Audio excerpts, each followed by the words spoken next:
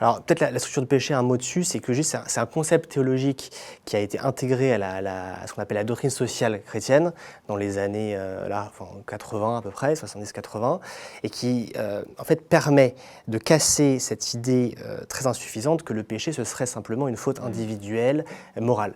Ce que la doctrine chrétienne dit maintenant, c'est qu'il existe des structures de péché, c'est-à-dire un ensemble de conditions sociales qui déterminent et orientent parfois l'homme de façon à ce qu'il finalement fasse le mal au sens social, c'est-à-dire tout simplement domine son prochain, alors même que d'un point de vue conscient, volontaire, intentionnel, c'est pas du tout ce qui est voulu, quoi.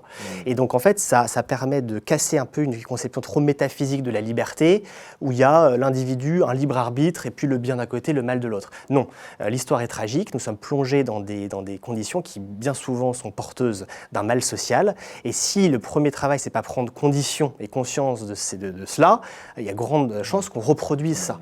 Et donc finalement, l'espèce d'identification un peu funeste qu'il y a eu dans l'histoire, notamment en France, entre une certaine sociologie bourgeoise et finalement le christianisme pratiquant, c'est aussi parce qu'il y a une certaine conception finalement de la société, etc., qui est complètement abstraite, quoi. C'est sûr que la conception bourgeoise de la liberté, hein, ça Marx le dit bien, mais c'est aussi une conception qui parle de droit formel et pas de droit, de droit réel, etc. Et bref, ça conduit finalement à complètement de ne pas voir en fait les structures de péché, les structures de mal qui se reproduisent dans le temps.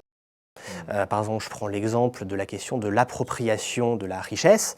Un auteur qui s'appelle Basile de Césarée, on est au IVe siècle de notre ère, dit une chose qui nous paraît fondamentale. Il dit vous les riches, vous pensez que les biens que vous avez, vous les méritez, vous les avez en fait obtenus par votre travail.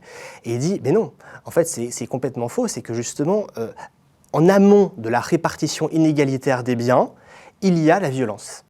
Et la doctrine chrétienne va jusqu'à dire, hein, je veux dire ça c'est porté même par l'Église catholique, s'il n'y a pas juste partage, la propriété privée doit être mise de côté. Ça va jusque-là. Ça veut dire qu'en fait, la jouissance collective des biens fondamentaux prime la propriété privée de ces biens. Et ça, nous, on trouve que c'est dommage que, vu le contexte, ces concepts ne soient pas plus opérationnels et pas plus utilisés par les chrétiens eux-mêmes pour penser certaines situations.